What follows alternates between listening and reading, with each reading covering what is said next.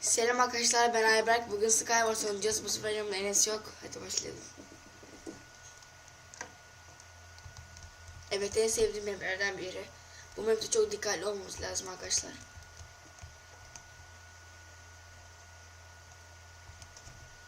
Kaç puanım varmış? 206. Bayağı düşük.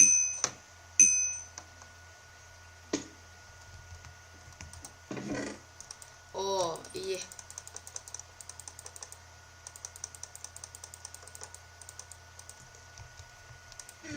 Bunları giyelim hemen. Kaskı da giyelim. Kılıcı şuraya atalım. Şöyle, kılıç da buraya. Tamamdır arkadaşlar.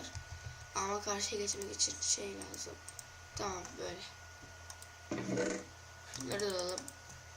Tamamdır.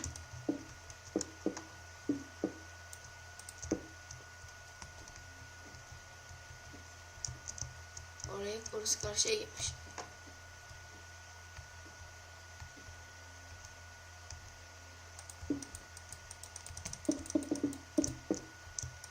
İyi, çok heyecanlı.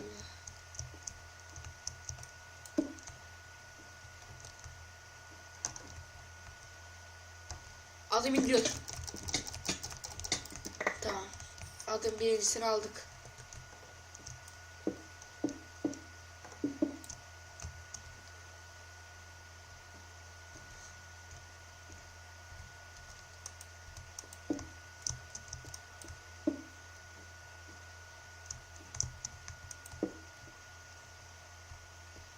Kaç kişi kaldık?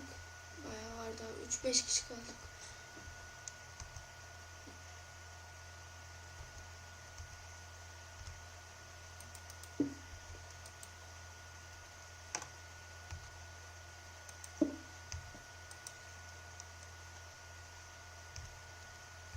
Korkuyorum ya.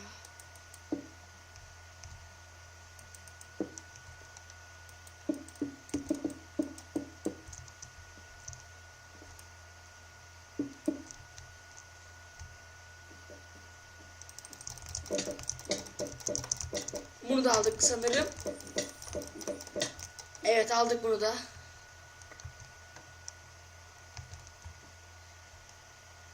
Bayağı bir şey oldu. Kaldık 2 kişi.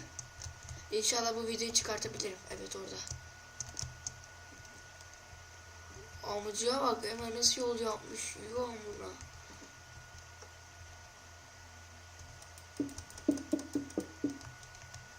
Bismillah.